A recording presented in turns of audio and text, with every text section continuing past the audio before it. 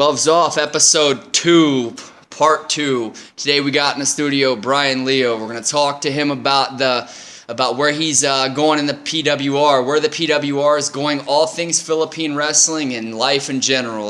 What do you got to say, man? What do you got to tell the people, Bryan? I just got to say, man, it's a real pleasure to be here, bro. Thank you very much for having me. Really excited. All right. Well, a lot of people. It's like I said in our last show with Stanley. To them that the Philippine wrestling scene was an oxymoron some years ago, where because they said what scene. Well, now we see that people are bringing this up. From nothing. That there wasn't anything there before. There's. The production values aren't there, and I appreciate that. I mean, no, really, it's not a put down, because I think when somebody gets so overconfident in their production values or their bells and whistles and light and magic that they forget what it's actually about to begin with. So, tell me in your own words, what do you see as a business model, as a wrestling promotion, as a what is quintessential to you to being successful? Being successful, basically, it's understanding who your target audience is, what your goals are, and knowing how to properly produce your product. Like you said, production values, I'll admit, for PWR right now are not exactly WWE. But you have to think about it this way. PWR isn't trying to be WWE. Exactly. I don't think anybody should be trying to be WWE, because you will never outdo WWE with what they're doing. You know what I mean? So you focus on things that makes you different, that makes you an alternative to WWE, and that's the goal of PWR. Right now we're focusing on what's happening in the ring and on the quirky characters and whatnot. And everyone's just going to do their best to bring the best product possible to the Philippines. Because like you said, when people used to talk about the pro wrestling scene in the Philippines, they'd say, what scene? Exactly. Now there finally is a scene, and I think it's just going to keep getting better and better and better. I think that to me, there's more of and again, like I said with Stan, there was people go, oh, it's wrestling, and now you're gonna start to see these same people going, oh, it's wrestling, and I see that from a guy like Stan who has his viewpoints, his very valid viewpoints about the way things are here and the way that the scene used to be versus this isn't the scene of the 80s, the 70s, the 60s, Definitely not. Whenever. This is not your grandfather's or your father's wrestling scene, and people aren't, the audience isn't stupid, the audience isn't the mark anymore.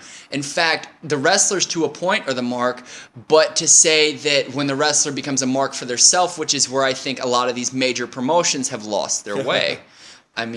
You have people, and since we're talking about the ultimate mark for theirself, Jeff Jarrett. Well, I don't know Jeff, but I don't know about that. No, but you see him at a convention. It's like $20 to take a picture with me.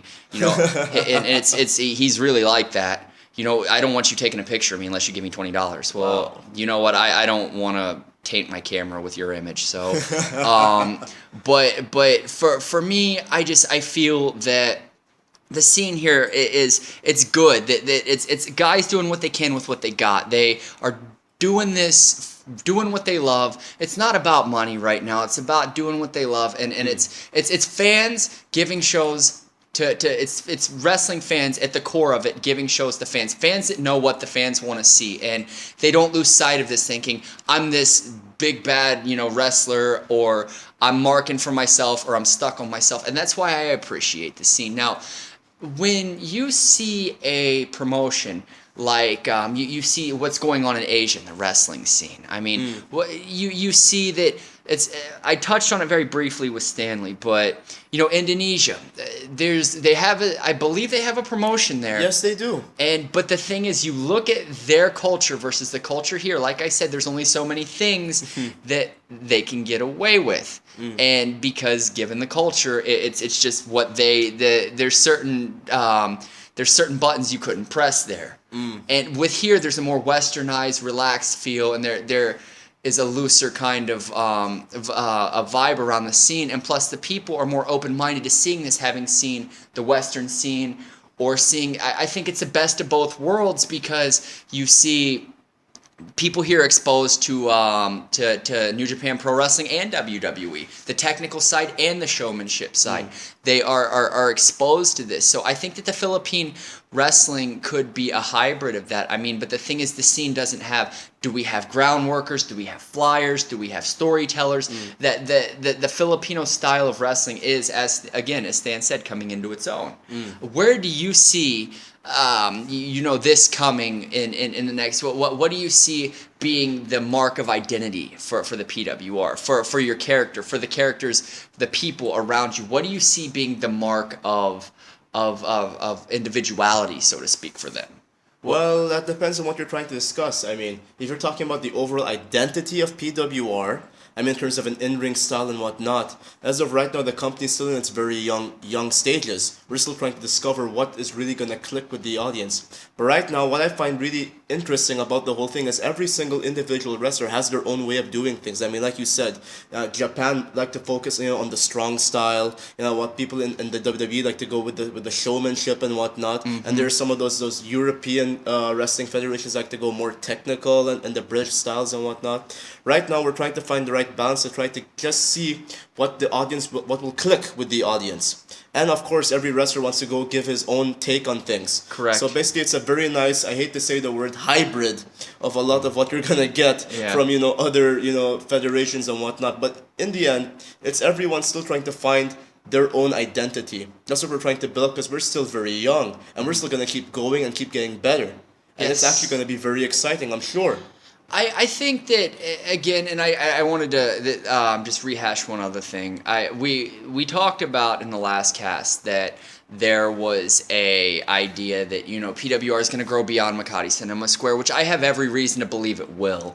But I think that there should be shows where, and you could create a viable demand for tickets because of the intimate nature of the show, where you can say.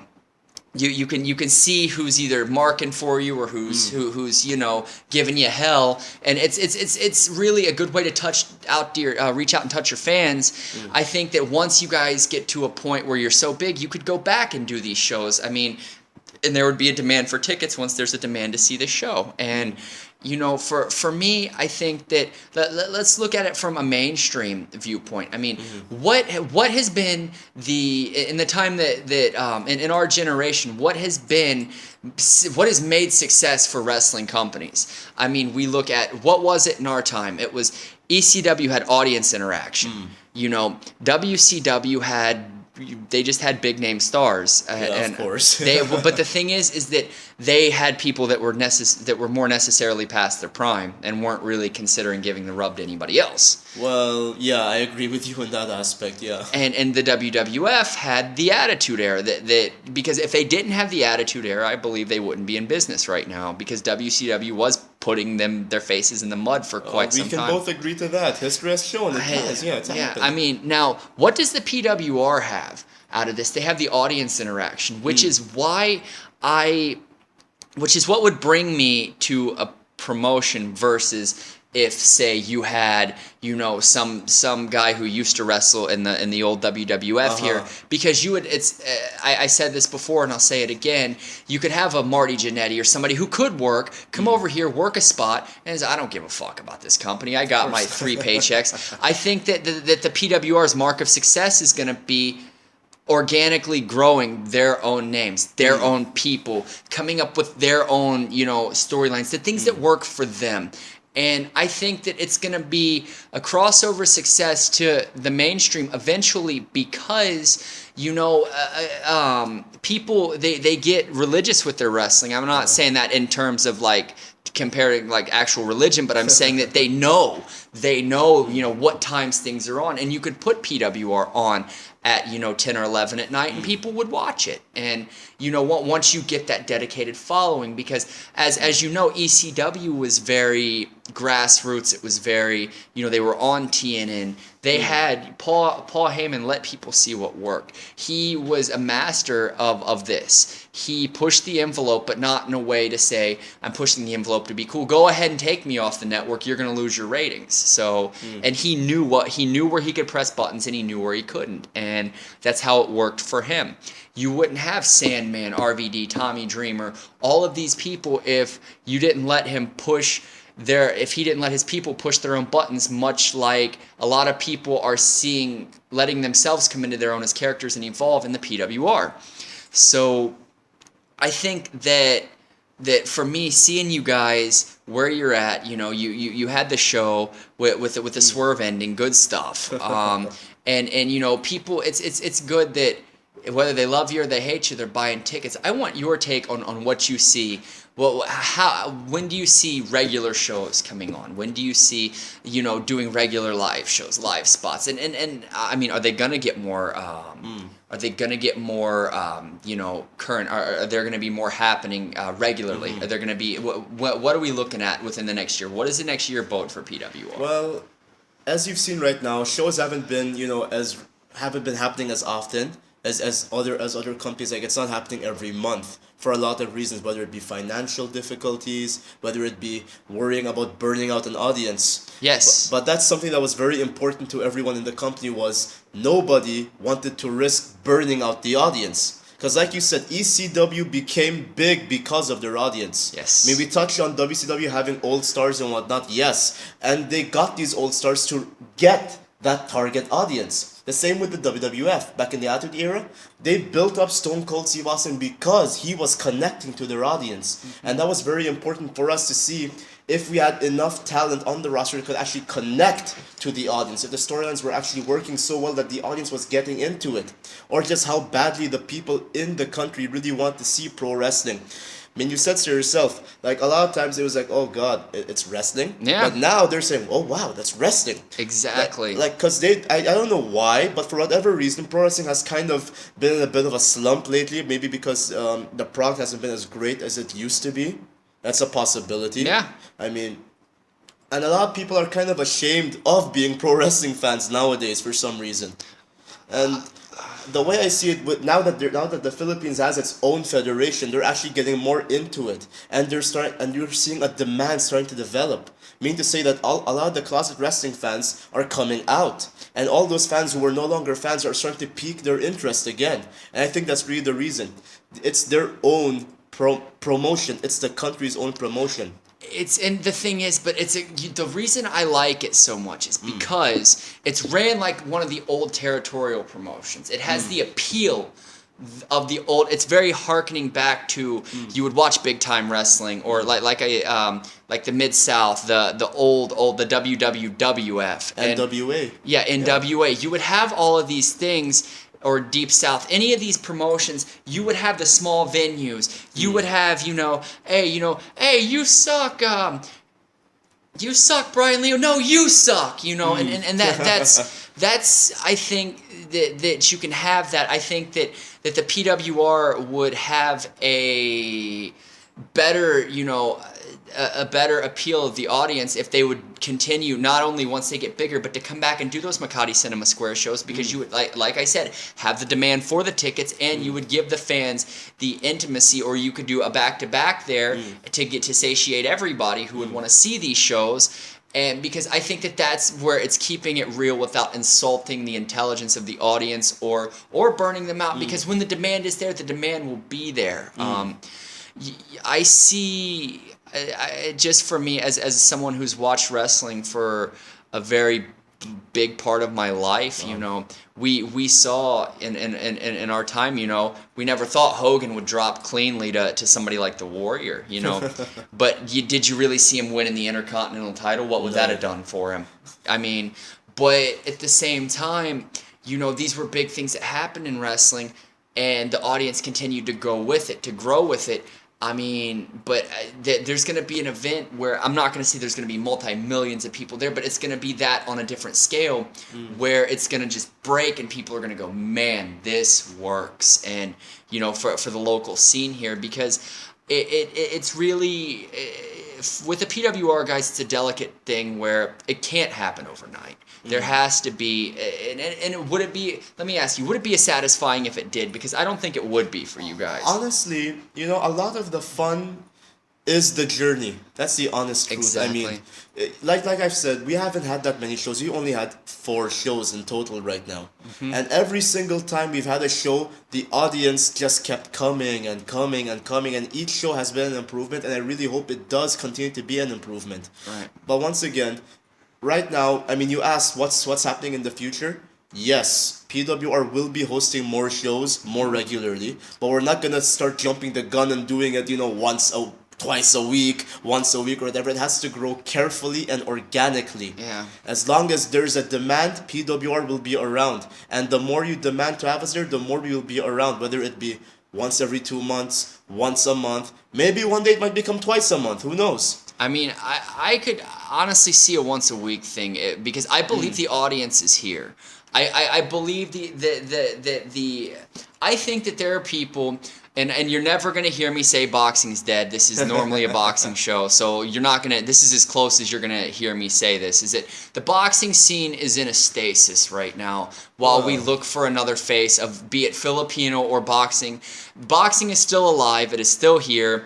It is just finding a new identity, and I think that the wrestling industry is the same way that it is, and once it does find, I think that by the mentality of the Filipinos, there's a lot of people here that could really get into that, especially when they're growing their own people here, and these are people that they might see around or know and say, oh, this guy, I've seen him before, but I'm gonna mark for him, and that is good because that shows the effect that you have on your audience and how positive that you have an impression that you've left on them. So for me, having seen a lot of the indie shows, a lot of stuff, you would have guys that just go in there. It's just another wrestling show, or whatever, and there would be no there would be no caring about making the product any better, no personal touch with the fans. And I have seen, and I will say this again, I have seen promotions that have 10 times the funding of the PWR and cannot release 10% of the product. Wow. And it's just because to be honest with you, that's what I get. Your production values and your overconfidence in what you're doing and your marketing for yourself makes your product shit. So, with that, let's look at some of the things that made the scene what it is today. I mean, look at WWE. I don't believe in the PG era. I don't watch it. In fact, WrestleMania 31 was the first event that I'd watched since 21. You and me both, brother. And I don't think that there would be any reason for me to come back and watch it on a regular basis because they completely fucked Sting over because now you really can't do the Taker spot with Sting, which is what the people really wanted to see. And the Terminator thing, that was cool, but but it wasn't necessary. Let's be honest, right? It wasn't necessary. Where the WWE went wrong, they killed their competition. I mean, what? And I said this on the Smart forum, and I'll say it again. What if Michaels? Because that thing when Michaels went to find a smile was fucking stupid, and what if Michaels had went to WCW instead of Bret Hart and been the third man at Bash of '96? Consider, instead of Hogan, how over would that have been? Because nobody would have seen that coming. Yeah. Michaels in-ring work either sucked or was non-existent, and during that time for me, because it didn't do anything for me after the Bret Hart thing, the DX thing, after he, WrestleMania, that lead up to WrestleMania 14 and him dropping, I felt as a fan that he was marking for himself. He didn't want to give the belt to Stone Cold and do what was good for business, and I've heard multiple people say that, and you can tell by the way he was working that that's not what he wanted. And he was forced to do it eventually, right? Because, I mean, it's McMahon knew Stone Cold was the wave of the future, and I think that Michaels would have sold in WCW. As that third man, because Hogan should have been putting people over. Hogan was never good at putting people over. The only person I've ever seen him lay down for a clean 3 count to was Goldberg, And the thing is, Goldberg would have probably pulled a Bret Hart and kicked him in the head if he hadn't. So, I feel that the WCW showed a lot of what is right and what is wrong with wrestling. I mean, you saw you saw the tail end of WCW, right? And did you watch it? When did you watch WCW? What years? What big storylines did you really catch? I'll tell you now. I'm a very big WCW fan. Oh, I'm a huge WCW I'm a huge. fan. I mean, I especially love WCW pre-NWO era when it was just mostly about wrestling. Well, you know, I mean, Dean Malenko, man, he couldn't draw a dime because he wasn't entertaining. But as far as wrestling, textbook. Yeah, I mean, he was a textbook wrestler, but before that time, you had guys like, in the main event, guys like Rick Rude, guys like Sting, you know. Stampede 94, man. Yeah. Stampede. You had a company who had 2 world titles at the same time. The International and the world, because it had that whole issue with NWA, right? Yep. But I wasn't around back in those days to appreciate it. I appreciate it now that I'm a more educated fan, and I'm actually, in the business. I actually appreciate that so much more. But I grew up with WCW from 1996 onwards. Right. Right when the NWO was just starting to get cooking. And I'll tell you the truth, at the time, I was a WWF fan. I didn't buy WCW. I didn't get into Hulk Hogan. I didn't like Hogan. I like Stone Cold Steve Austin. Austin was badass. You know what I mean? I mean, he was young. He was doing putting the fingers up. That was cool. That was different. While every week it was Hogan and the NWO just basically beating up all the guys that I liked. And burying people. You know what I mean? I didn't get it. You had guys who in WCW, for me, one of my, you had Flair, who's the greatest. I consider the greatest to ever lace up a set of boots. Oh. You would not have Hogan, you would not have Savage, you would not have a multitude of people at the spot that they're in if it was not for Ric Flair. Agreed. And he jobbed for all of them, by the way. And the thing is that Flair knew when to hit switches. He knew when to do the job. He knew when to show up. He knew when his 80s matches with Dusty Rhodes, with his 60-minute matches with Barry Windham. I mean, those were great. And you watch these and you see this is the mark. This set the mark so high for the business, it can't possibly be matched today because there is no. For me, there is no. There is nobody who can even come close to that. I mean, Flair is the only person. He took the NWA belt because they didn't give him his deposit back in the day. Just a quick sideline.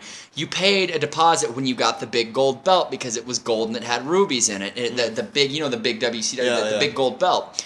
And what would happen is he never got his deposit back when he left. So he took it to the WWF and he became the real. He basically said, "Fuck the NWA. I'm taking your belt to New York." And after that, it was just really, that is only Ric Flair could have pulled that off. And because you saw WCW's answer to that, the women's title. I mean, come on. Dropping it in the trash. Yeah, I mean, you dropped. Oh, you really got me. It's the women's title that they only competed for 3 times a year at the time. Yeah, I mean, and to say that the business wasn't a different place back then, and to be honest with you, I'm not saying this to be an asshole, but I think I'm just gonna have to take some heel heat for this one. Like many musicians, the wrestlers were better on drugs. Oh wow! I say this because and I'm not, and I don't mean that to be a dick, but these guys, where the creativity was, look at ECW. Those dudes were jacked out of their mind on God knows what. But look at the spots they were doing.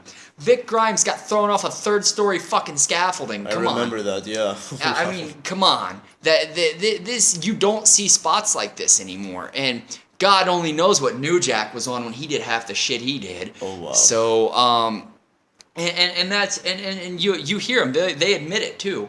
They admit what they were doing, and I think that I respect them for that, but at the same time I think it takes a crazy kind of person to do that. That they would do that. The business is not in that position. There is no competition. TNA is it under or is it going under? It's not under. Let's see. I mean, they've been talking about that for years. That TNA is gonna go under. I hope they don't, for the sake of the wrestlers who need the money and the job. But honestly, I just really want the product to improve. I don't with TNA. It's not that it's like WCW. It was good WCW folded.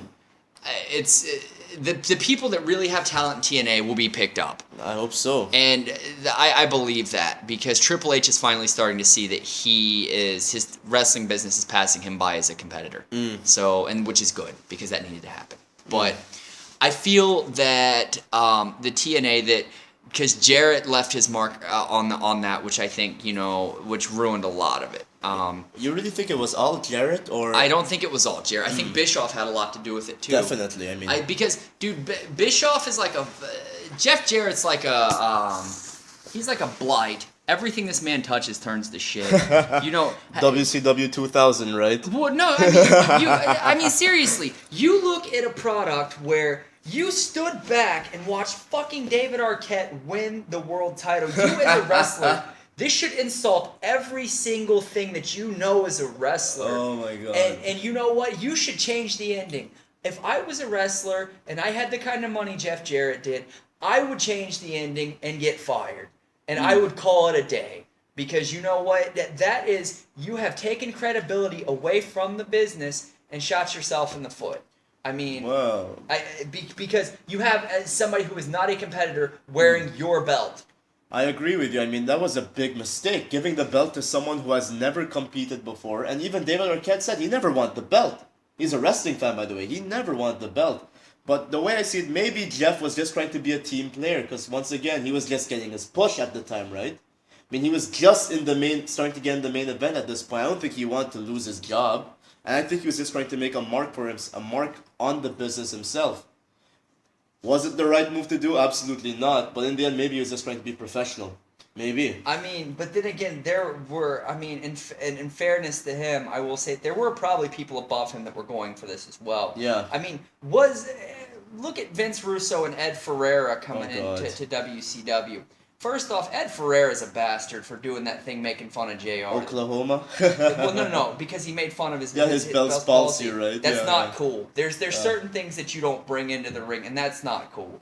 And Russo had a lot of ideas that, when filtered properly, worked. When filtered properly, notice I said that. And he had no filter in WCW. He had no filter. He had nobody to run these things through, and you get these. The last great angle that I will tell you that WCW worked with Sting and Vampiro. Oh yeah, that was fantastic. That was I love good. that. That was incredible. I don't feel that they as a promotion had you had people at the helm who weren't wrestling people.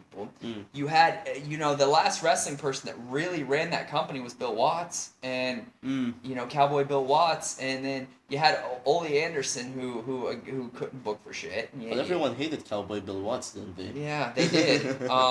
But he was a wrestling guy. Yeah, he was a wrestling guy. Yeah. So Bischoff, who comes in, Bischoff's a schemer. I mean, Bischoff is and he'll say it in so many words. He's a corporate ass kissing suit and tie type. I mean, he would go to the point of giving away. When Mankind Mick Foley wins the world title, he'd give away the results. He gave away now. When McMahon brings you on a show to pay you and bury you, can you really blame him for doing it? Not necessarily. No. If somebody does that to you, I mean, as a guy who there's been a lot of things. Like I posted in the Smart forum, I think you saw it, Luger with the belt. Yeah. That's kind of he says he denies that he was supposed to win it. I don't think that's the case. Luger, I've heard this story so many times, and based on the way he was being pushed at the time, like with the whole Lex Express and whatnot, I really think that he was gonna be Hogan's replacement. Yep.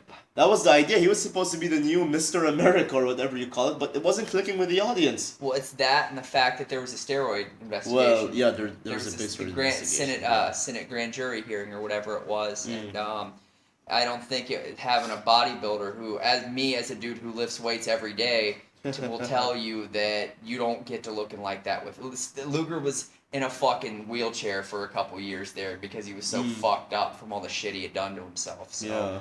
And the thing for me is you look at wrestling around that time. Who did you have? What angles worked? And this is the only time I'll tell you that a Jarrett angle worked. When Scott Hall was beating the shit out of him. That's when Razor Ramon was. That angle worked. And, I feel that the Clique had good ideas and they had bad ideas. I think that, Michael's Heartbreak Hotel, I kind of liked that. It worked in a campy, cheesy kind of 90s way. It was a nice little segment. I mean, of course, all of this stuff came from Piper's Pit, clearly. All of these, the highlight reel, whatever Edge's thing It's used all to from be. Piper's Pit. All of that came from Piper's Pit. And, you see these wrestlers back then, you had people who, had a personality that could sell. And you see now you don't have that personable feel to a lot of these wrestlers. Or to me, that's my opinion. I mean, I don't feel that I can relate to a lot of these people today because I mean honestly I've with the WWE I don't watch it. I sometimes I'll chime in on Ring of Honor. Sometimes I'll watch some of the indie stuff that's online. I definitely watch PWR. Support your local scene. Thank you so much. But the thing is that I stick to the old stuff. You watch Royal Rumble '92. Flair goes out there, and it wasn't him being a mark for himself.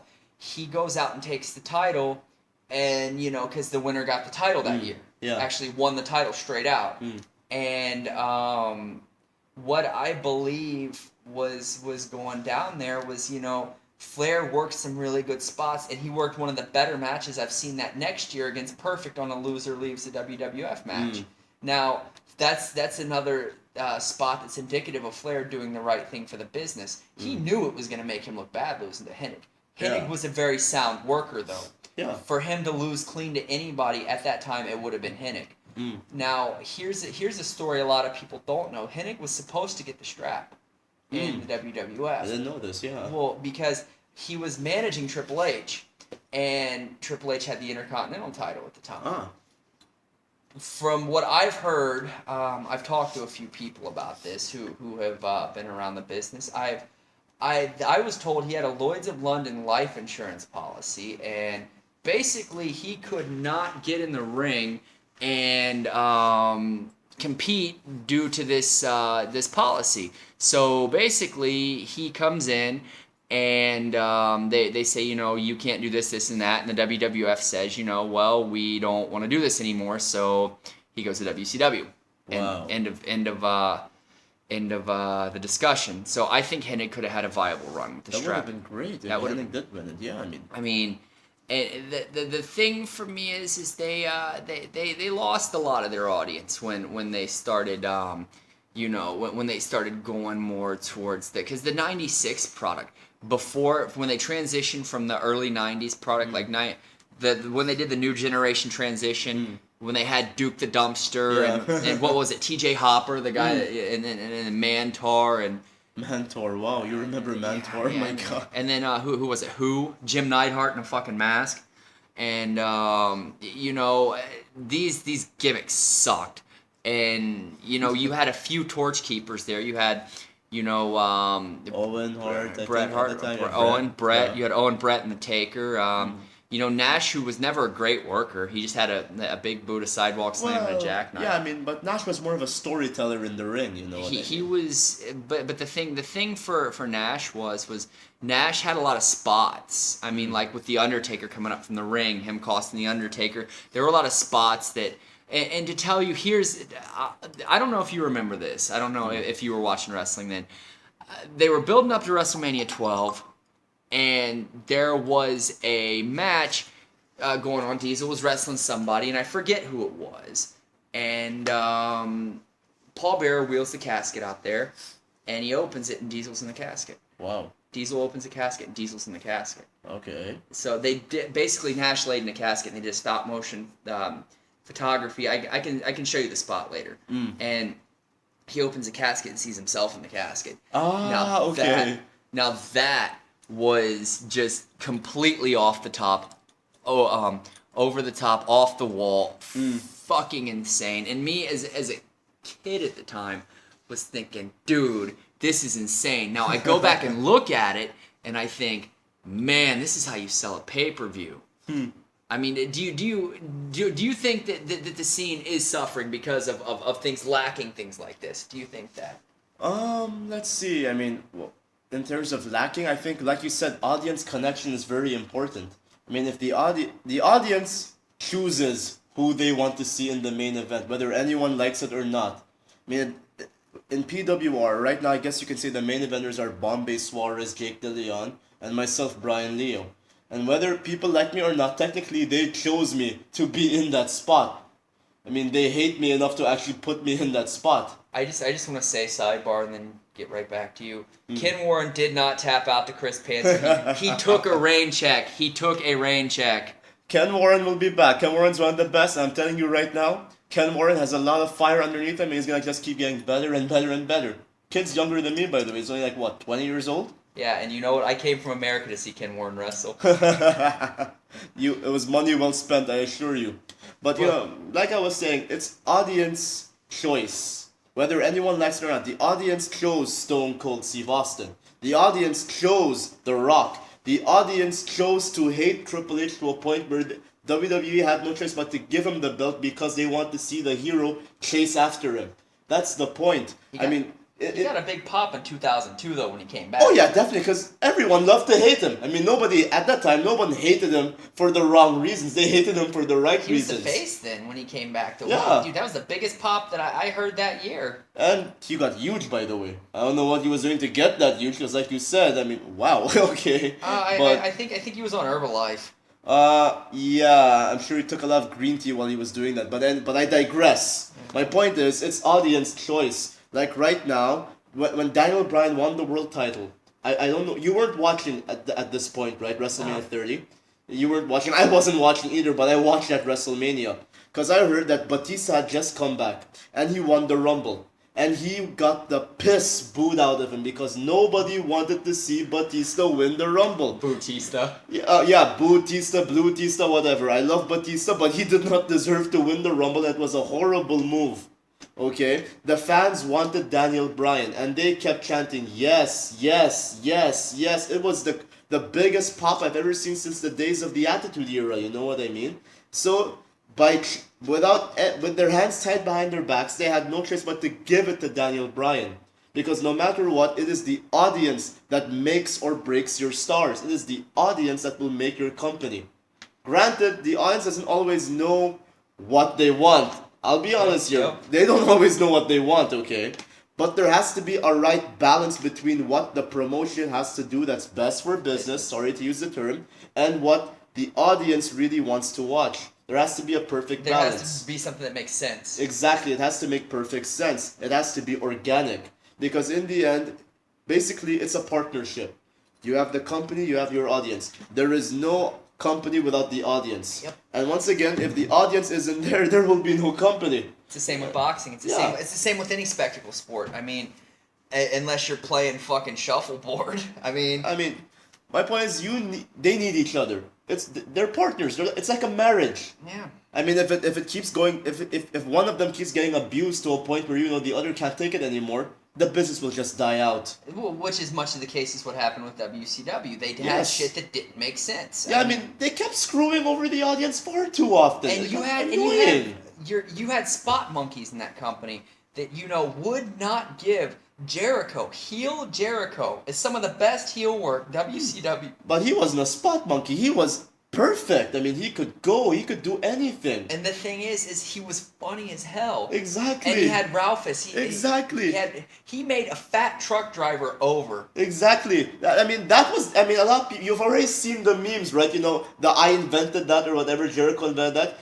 What Seth Rollins is doing now, Jericho was doing that in WCW with the bodyguards and whatnot, the useless guards. He was doing that long before Seth Rollins. He had truck driver. He had a fat truck driver that was missing teeth, bald, and wearing a midriff shirt. Exactly. And it worked. He made it work. And Dean Malenko couldn't have made that work. Well, yeah, he couldn't have made it work. Psychosis couldn't have made that work. Nobody else that was in that company, but he still could not get a push. And Benoit, who was technically sound and he won the world title and left the next day. I mean, that was sold out in 2000, Cincinnati, Ohio. I mean, I'll say this about Benoit had appeal because he had a great look. He was intense, and that was his character. He didn't need to say much. He was a man of a few words. I could buy into someone like Benoit killing somebody. You know what I mean? Well, yeah, I didn't mean it that way. I just realized. Whoops. Anyways, backtrack. My point is Jericho had it. And the audience knew he had it, and they wanted it so badly. But they wouldn't give it to him. That's the thing. They wouldn't give it to the audience. Yeah, I'm going to give you the TV title, and you can wrestle on WCW Main Event or Saturday night. Okay. Is this all I'm going to do for the rest of my career? Yeah, exactly. I mean, you have, say WCW would have went on. You have a 35-year-old, 40-year-old Jericho, still with the TV title, maybe the US title. And that's it. You had guys like Six who... Six is okay, but but he's Six, not. is this Sean Waltman, by the way? Yeah, Six? yeah. Ah, okay, sorry. But he is not anywhere near doing the caliber of output, the work rate, the quality of character that Jericho was putting out. Yeah. Yet he's getting these matches, and the thing is that dude. I think when he came in to the WWF after he got fired via FedEx, he comes in and goes, Nash and Hall would be here, right here with me, blah, blah, blah, blah, If they weren't being held hostage, yeah. And you know what? That's what got him over. He was over when he was X-Pac and DX, and then that was it for him. Well, because like you said, Jericho had it. Sean Waltman was great, is great, okay, no doubt, but he was missing something. The reason why he, in my opinion, why he got that push in WCW was because, he was friends with the boss. Everyone that was in the NWO was friends with the boss, right? Which was like half the roster at one point. Or they bring dudes in the NWO just to kick them out. Like the Nasty Boys, the Nasty Boys. You had the NWO B team. You had all of this. Oh my god. NWO Hollywood, NWO Wolfpack. The Wolfpack worked. The Wolfpack was cool, but I didn't. Why the fuck? What was the fuck was Sting doing in NWO Wolfpack? It was over. People liked it. Yeah, I mean, it got over, but if you think of it, what sense did it make? This man tried to kill the NWO. Now you make him a member? Well, you know who should have been in the NWO versus DDP should have been in the Wolfpack versus Sting. That's interesting. Why DDP? DDP was a guy who, because Scott Hall and Kevin Nash gave him a spot when they handed him the shirt and he did the swerve on him. And I don't know if you remember that. I remember it. Yeah. I remember it very well. DDP, a lot of people, goes back to what the audience wanted to see, and it wouldn't have been so bad because I believe he had won the tag titles. Here's a little known fact for you. He won the tag titles with Lex Luger on Thunder, and then J.J. Dillon called in and said that this wasn't clicking. This wasn't, there was some rule or something that kept them from keeping the belts. God. And I think that, Sting, people like Sting in the Wolfpack, though. I don't know why. It's sold. Did it make sense? No, but it's sold. Yeah. And, Savage, you had Savage who hated Hogan. He's the antithesis to Hogan. That makes sense. You have Nash, who is, saying that I've got, this going on, Hall, fucked me over. Okay, that makes sense. K-Dog, who wasn't getting shit, that makes sense.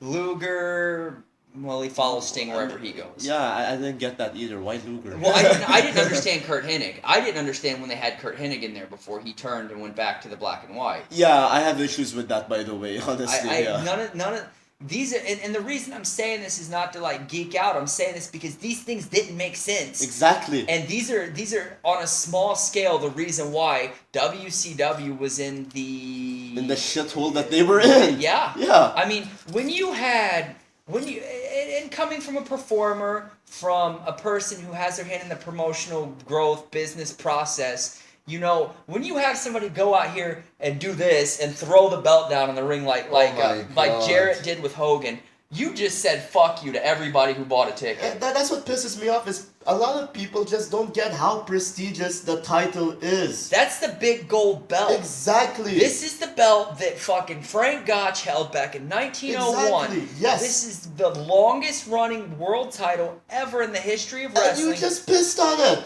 And not if it wasn't pissed on enough with David Arquette. Oh my God. You have devalued your belt. Exactly. And then McMahon devalues it even more by giving it to a WWF guy and still calling it the WCW title. The alliance, right? Right. Oh my God! Yeah, yeah. So you have created a digression because if it was me, I wouldn't have had a Raw SmackDown in 2001. I would have had a WWF and a WCW. Well, that was their original plan, but you know, I mean, for whatever reason, they didn't stick with the idea. Well, because they brought in all the wrong people. Well, yeah, obviously. You had Buff Bagwell, who worked one of the worst matches I've ever seen. Yeah, that man killed WCW. I mean, they could have been resurrected with WWE. I think that was the idea, right? You brought back Chronic, who worked. They always worked stiff. You know, Brian Clark and Brian Adams had always worked stiff, but you brought him in to work a spot with two dudes you just don't work stiff with, Kane and the Taker. And what happened in the end? That was the last match in WWF, right? That was their last professional match. And wow. the thing is that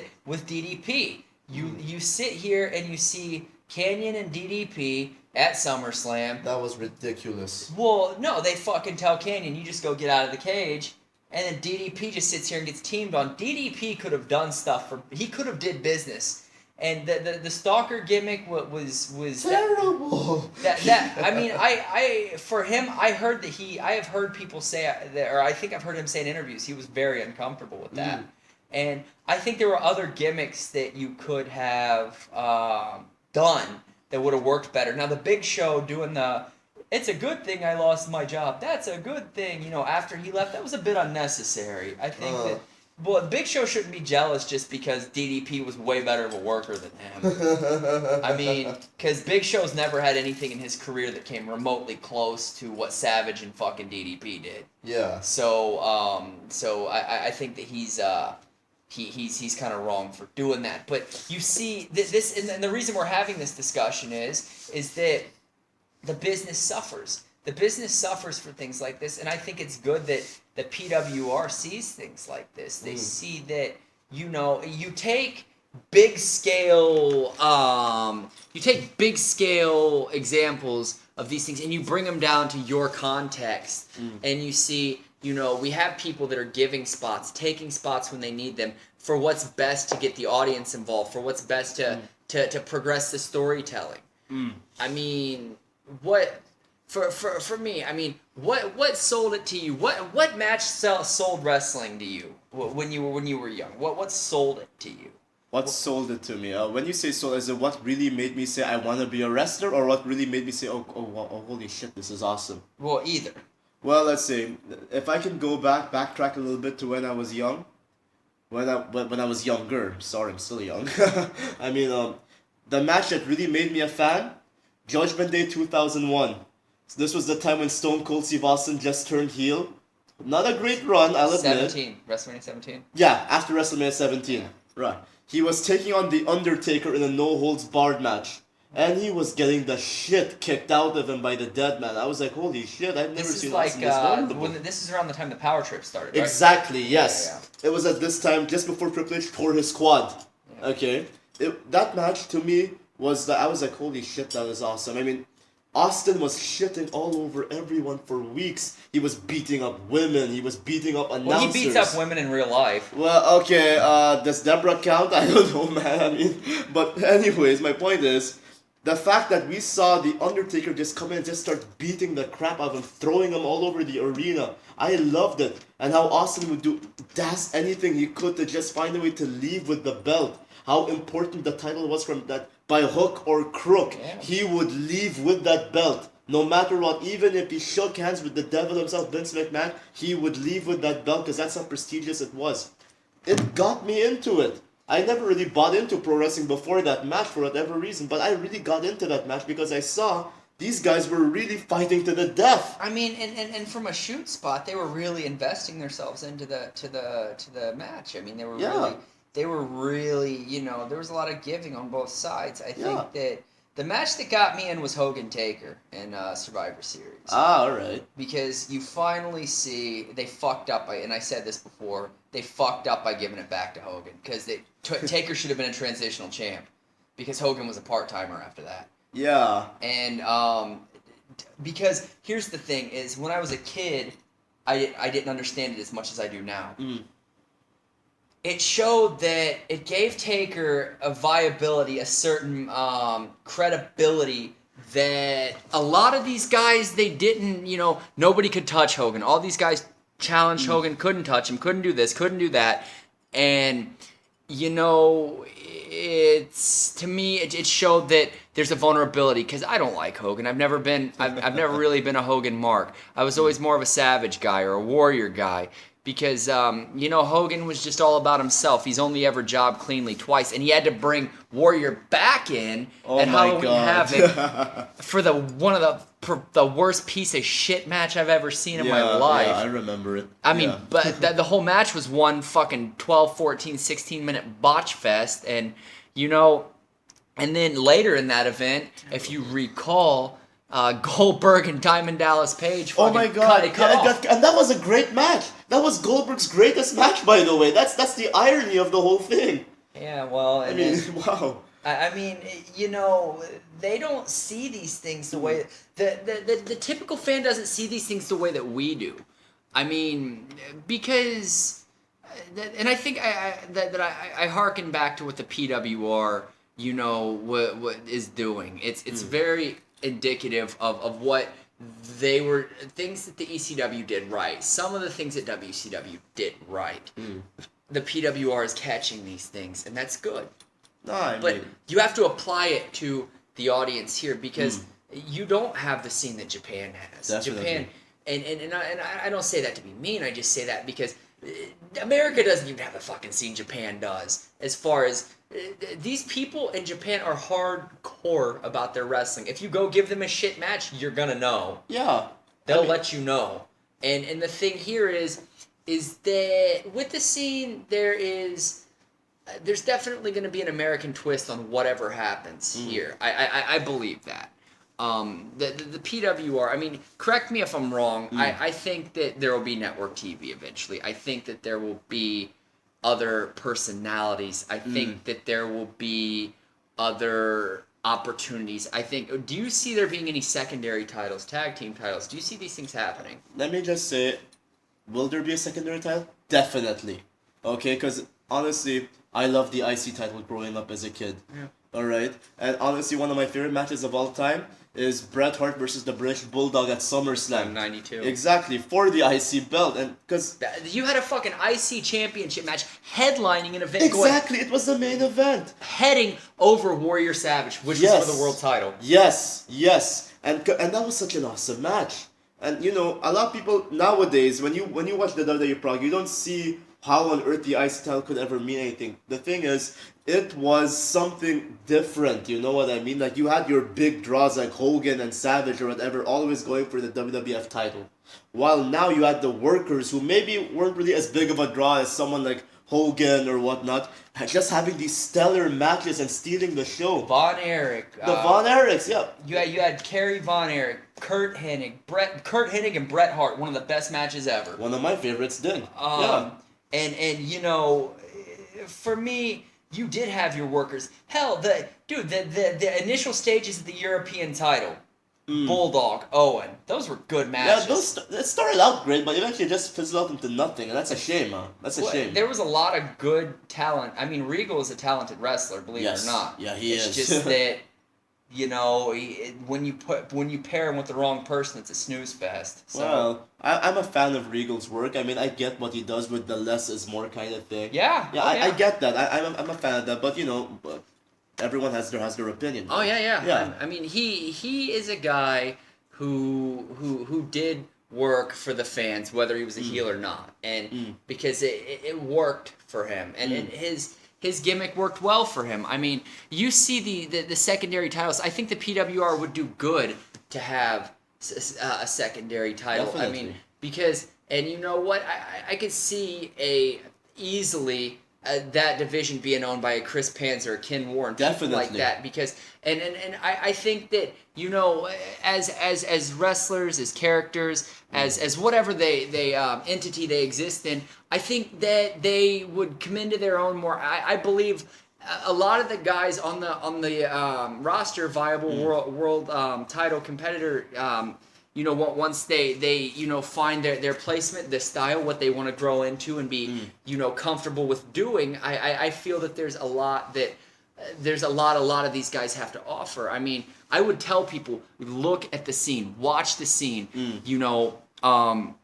talk to the fans, tell the people about this, because for me, I consider myself a friend of the scene here, and I like to tell people that it's not dead, it's not dying, it's just it's in its incubation growth stage, and a lot of people need to see that there is a time and a place for this, and I think the time is now for the scene. Definitely. I watch the scene in the way it is in the States. Like I said, it's just people going out here and they just put on a match and then that's it. And fuck it, whatever these people, if they like it, they like it. If they don't, they paid. I got their money in my front pocket. It's I don't know if you remember that spot Michaels did where he dressed up like Hogan and went on the... Yeah, I remember that. That was fucking hilarious. That was so funny. He said that they have the caller because they were doing the Larry King live mock-up. Yeah. And he calls in here and he says, so Hulkster, when you coming back to Battle Creek? Again in Battle Creek, that's implying I ever went to Battle Creek to begin with. He says, Hogan only works the big towns. So, things that's the kind of mentality. Sadly, that's kind of the mentality that a lot of people have. But no, it's just I've got their money in my front pocket. It's not that fuck it. Right. Fuck it. I got the promoter because that you don't see that with the PWR. You can go there. It's escapist entertainment. You forget. You can let your hair down and not worry, and you can act a fool for a couple hours, have a good time, and just and let the wolf out the door and have a fucking blast. And that's that's the appeal that I would tell people, that even if you don't like wrestling, go there. You'll make friends, you'll meet people. It's a good audience. There's a good atmosphere, good vibe there. And you're just there to have fun. Exactly. That's the deal. Just go there to have fun. You know what I mean? Yeah. Yeah. And I mean, and that's why I think that there should be a return to the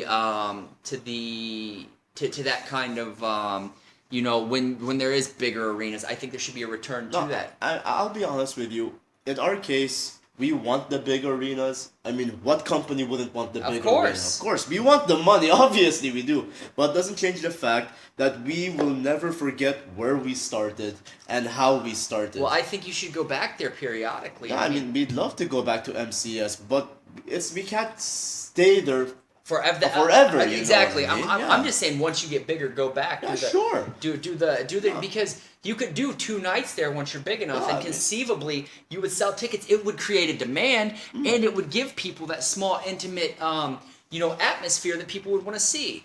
And now I'll tell you what. I'll give you the rest of the time we got here. Sell your product to these people. Sell your PWR to my listeners. Go ahead. This is your time. Tell them. Tell them about PWR. I'll tell you this. Look, PWR started out as a Facebook group. Okay? It started out literally as nothing but a Facebook group, but a bunch of fans talking about fantasy booking and whatnot.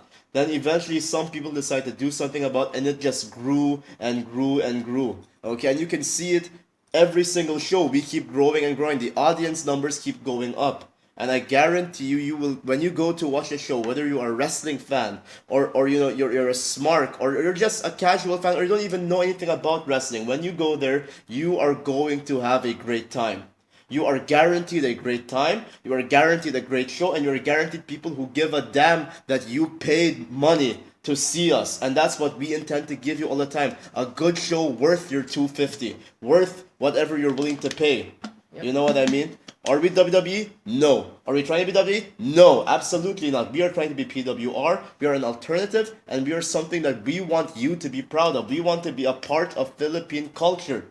And that's the way it is in Japan. That's the way we want to do it here. And I guarantee you, if you give us a chance, you will see why we deserve that chance. I promise you, you will not leave that show sad. You will not leave that show unhappy for the wrong reasons. You may leave unhappy because I'm winning often. But I can't help it if I'm that good. What can I say? Kidding. but what I want to, I'll close it out on this. I think that people need to give wrestling credit, because getting dropped on your head is not a joke. Taking bumps is not a joke. there are people that are doing this because they love doing it. They're making very little, if any, money, but they're Yeah. doing what they love. There's definitely not the kind of money being made to make any kind of a livelihood off of right now, but they're doing it because they love it. Exactly. Because for the sake of the business, the love of the game. I mean, it would be a disservice if you're not into any kind of real, if you're into any kind of real entertainment or you just want to get out of the house. This is good shit. I mean, Thank you. This is good stuff. I was skeptical at first, but I see what I see, and I see that there are that there are very, very workable spots here that they do that are just stuff you can totally get into. So, with that, we're going to close it out. I just want to say that one last thing, I want to see a Ken Warren title run. I want to see Ken Warren on top. And the kid's good. Ken Warren's the man. Y'all need to look him up. Ken Warren. He's pretty much a big deal, and you better not give him any shit because he'll put you in your place. So with that's been Real Talk, and the next time we have these guys on, they're going to be a lot bigger than they are, and we're going to hear a great story from them about how they've changed next time we're having them on. It's been Real Talk. Y'all stay real. Be good to each other.